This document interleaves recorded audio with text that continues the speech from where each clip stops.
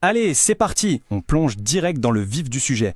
Aujourd'hui, notre analyse nous entraîne dans un drame cinématographique d'une intensité vraiment rare, où la manipulation règne en maître. C'est une histoire qui très clairement repousse les limites de la morale et explore les petits recoins les plus sombres de la psychologie humaine, là où les rêves de grandeur se heurtent à la réalité impitoyable du pouvoir. Alors, installez-vous bien, on part pour une exploration captivante de l'âme humaine. Mais avant de commencer, prenons une seconde. Est-il jamais justifiable de commettre une toute nouvelle faute juste pour essayer de réparer une ancienne erreur?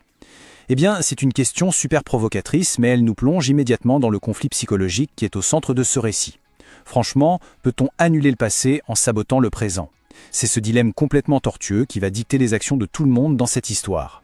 Et c'est exactement ce qui fait que l'œuvre dont on parle aujourd'hui, Péché originel, est une étude de cas cinématographique absolument fascinante. Ça montre, noir sur blanc, le lourd tribut du désespoir quand une confiance est brisée. Ça illustre à la perfection ce qui se passe quand l'ambition démesurée entre en collision avec un mariage en ruine. En gros, c'est la preuve que le désespoir peut pousser n'importe qui, même ceux qui ont l'air de tout avoir, à franchir des lignes éthiques qu'on pensait vraiment intouchables. Allez, on passe à l'analyse de Péché originel et à la dynamique de nos personnages. Le contraste entre nos deux couples, en fait, il est littéralement saisissant. D'un côté, on a Kado et Bambi, c'est la lumière totale. Eux, ils sont motivés par un amour inaltéré, une loyauté à toute épreuve, et une ambition vraiment pure. Kado est ce jeune musicien talentueux, et leur relation est un vrai modèle de soutien. Et de l'autre côté, eh bien, on a les ténèbres, Zilla et Mirabel. Eux, ils sont définis par une immense richesse, oui, mais surtout par une trahison amère et un mariage profondément fracturé. On a d'un côté l'innocence, et de l'autre, le cynisme le plus destructeur qui soit. Ce qui nous amène à notre prochaine partie, le prix de la célébrité et comment un avenir radieux peut vite basculer. Et croyez-moi, l'escalade de ce drame est d'une rapidité fulgurante. Tout s'enchaîne, le commencement idyllique, la proposition qui change la donne, la fameuse trahison et enfin, la découverte inévitable. On parle d'un jeune artiste qui touche le rêve de sa vie du bout des doigts pour ensuite se retrouver aspiré dans une spirale infernale. Et le rythme ne nous laisse absolument aucun répit. Le point crucial qu'il faut comprendre ici, c'est que Kado accorde une confiance absolue à Zilla Records. Il signe son contrat totalement à l'aveugle en ignorant complètement les dangers cachés de l'industrie musicale. Il veut tellement réussir, il veut tellement rendre sa famille et sa compagne fiers qu'il en devient aveugle au piège qu'un exécutif sans scrupules pourrait lui tendre. Sa pure envie de réussir éclipse toute sa prudence et il s'enferme dans une toile sans même s'en rendre compte. Et c'est là qu'on aborde le tournant le plus sombre, un plan de vengeance tordu et des intentions manipulatrices glaçantes.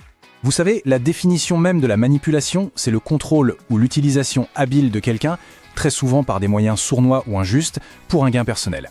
Eh bien, c'est la tactique exacte de Zilla. Pour lui, Salido n'est pas un artiste ou un humain, c'est juste un pion.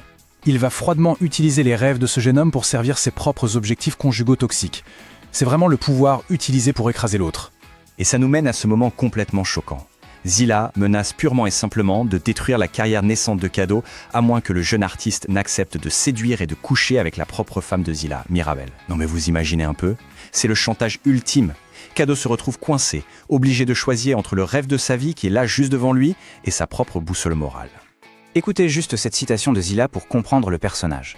Il dit « Je pensais que si tu trichais et que je t'attrapais, alors nous serions quittes. De cette façon, nous pourrions revenir au tout début et trouver un moyen de réparer notre mariage. » C'est juste dingue comme logique, non? Il s'est vraiment convaincu qu'orchestrer une nouvelle trahison allait magiquement effacer sa propre infidélité passée. C'est l'idée complètement absurde qu'un deuxième mâle annule le premier.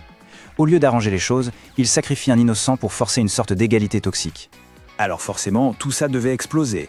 Voyons les conséquences ultimes, quand le lourd secret éclate enfin. Le point de rupture finit par arriver. Rongé par une culpabilité insupportable, Kado n'en peut plus et avoue tout à Mirabel. Il lui révèle que toute leur liaison a été de A à Z orchestrée par son mari désespéré. Imaginez le choc pour Mirabel. Kado coupe lui-même ses fils de marionnettes et laisse Mirabel face au dégoût absolu et à la profondeur insondable de la tromperie de son mari.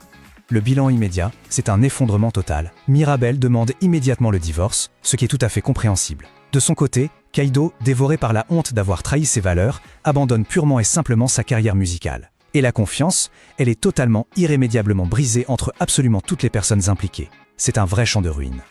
Mais, et c'est ce qui est assez beau avec cette histoire, malgré cette immense douleur, le récit navigue petit à petit vers une résolution super surprenante.